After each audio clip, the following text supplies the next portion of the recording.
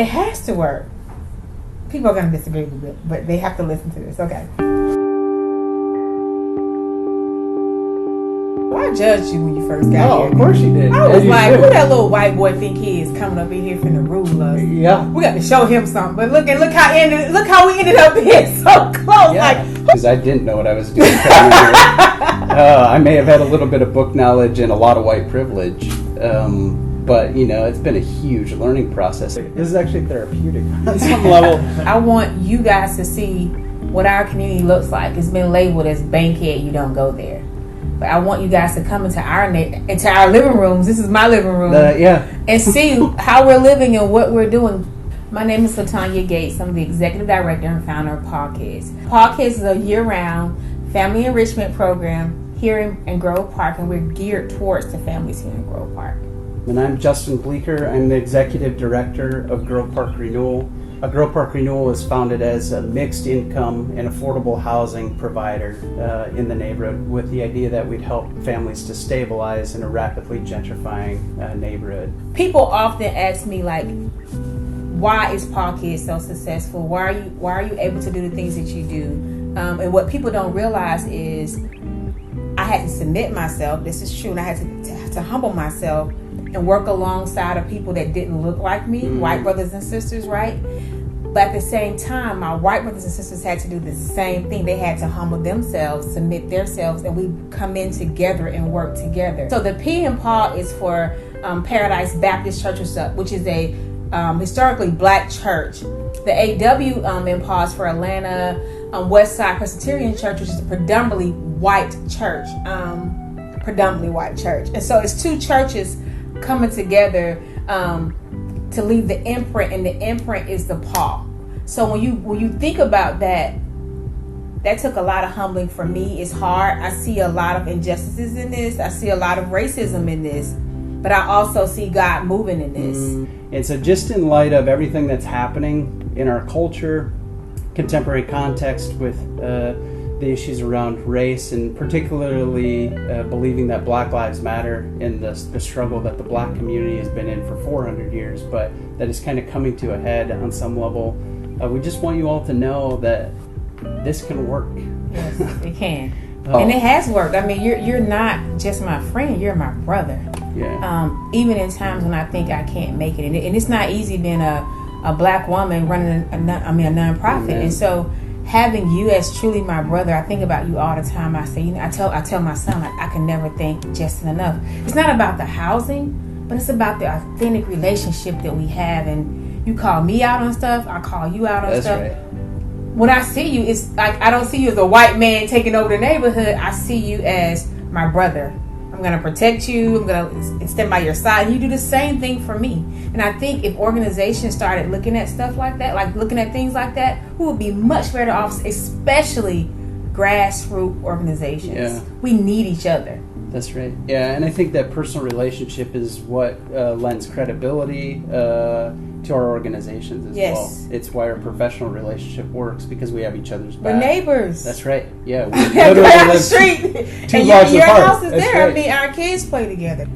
For us to work together as blacks and whites, we need that support. We need our white brothers and sisters. We need allies. We need people going into boardrooms and speaking up and saying, hey, this grassroots organization is worthy.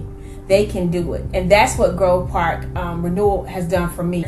The buildings that I run my enrichment programs out of, it would not have been made possible without Grove Park Renewal stepping up and saying, we're going to purchase this property for her. Not only purchase it, but we're going to stick behind her. We're going to pray with her. I can remember us buying the house and Chuck was saying, oh my gosh, what are you going to take and do with this house? It was a drug house, you know. When I walked into the house growing up, the first thing I smelled was crack residue. I smelled heroin. It was just so much sin, it was so much darkness in that house. But at the same time, I'm telling Chuck, we've got to purchase this house. Now, would the average person have purchased that house? No. But I feel like Chuck believed in me. That's right. You know, and he was like, okay, if you want to do this, we're going to purchase the house. And me and him went together and we purchased the house.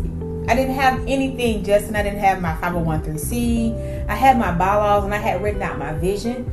But Danny met with me and he was like, I believe in you. Yeah. Even if my board says no, I'm going to still help you build PAWKids. So it was people who have come around me. One of my best friends, Will Shear, our attorney, he was like, you can place LaTonya on any corner. She has a heart to serve. I believe in her. Mm-hmm. As a black woman, that's all we need. We need people to believe in us and go the extra mile. Will, Christy Pettit, they really fought for PAWKids. Walter, yeah. Even down to my pastor. Yeah, he gave his seed money to help start this organization. So it took a white pastor from a Presbyterian church to say, we believe in this woman. Yeah. And I'm going to give the money that me and my wife raised for our church. And we're going to give it to PAWKids and let them build. Yeah. And they put no stipulations on that. It's amazing. That's amazing. And I think it shows the potential, for what the role the church could play in racial reconciliation, especially if the white church will humble themselves, come alongside of or come behind black leaders. I think the challenge with all of that is the systemic nature of racism is so insidious. Like, you don't even notice that it's there as white folks. Mm-hmm. And so many folks who come into a neighborhood like Grove Park, including myself, with good intentions, get caught up in this idea of answering to donors, trying to get the money raised, trying to get big projects on the ground. In that, the collateral damage is low-income black populations, in this case, in our neighborhood, that just get run over. It's the Their voices same are heard. As Al Sharpton said, get your knee off our necks. And that's what organizations like that are doing. They have their knees on our necks. I don't think they realize it. I don't think they don't. No, and I especially think the white church doesn't really see it. White people have good intentions in a lot of this, but we're so caught up in our own power structure that we can't see it. It's like we're swimming in the water of racism, really, and white supremacy in our power structures, that it's really hard to step outside of that. B, that in the long term, we're gonna have to give up something as a white community if we're really gonna address this issue. And in our country, that's not American idealism, right? It's individualism, it's pull yourself up by your bootstraps, it's make sure you take care of your own. That's the necessary work on the part of the white community. But they wouldn't have gotten there without being proximate to the black community through PAWKids. I think that's the challenge for us as Grove Park, Renewal, and PAW. Okay, there may be a model here, demonstrated right here, literally, right, that folks can follow. But it's hard work, right? Like, very hard. Like, you get after me sometimes in the way I run my organization. You're like, that doesn't work in the black neighborhood, here's why. And then I have to step back and submit to that, right? Especially because you're my board member. But also to say, what's the truth that you're speaking to me that I can't see because I'm friends, blind? Justin, even before a board member. I feel like if I come to you and I know some things is hard, you come to me. You shake me too. Yeah. It's going to take that. Authenticity. We need it, you have to be real with each other. But this is 4 years. Right. I mean, we worked at this for 4 years, almost every day, literally every day for 4 years. And people don't want to do that. And it's hard work. They don't. It's hard. It's very hard work. Yeah. But the other thing I keep thinking about as we talk about all these different things is how the Lord, by faith, we just keep taking one step, right? Like, I think it's the Lord being faithful to us, to you, but it's also demonstrating your faithfulness. It's pretty amazing, and should hopefully be an encouragement, to folks who may watch this, to say, like, that's a demonstration of faith. As Abraham walked by faith, so LaTonya walks by faith, so Justin walks by faith.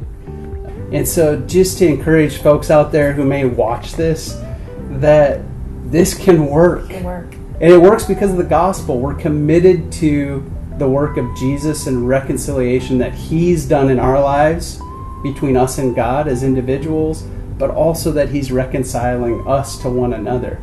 As we see all the hurt, all the brokenness, the tension in our culture, the protests, the rioting and looting, we can't ignore the history of our country.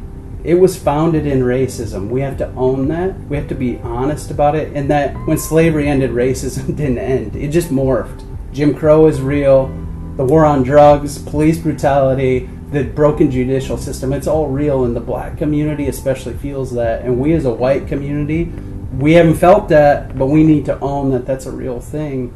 But then that leads to repentance after owning that, and can lead to reconciliation, which I think that's what we have here is not perfect. We get under each other's skin, we drive each other crazy, but that's family, right? That's family. And the family of God's going to drive each other crazy. Yes.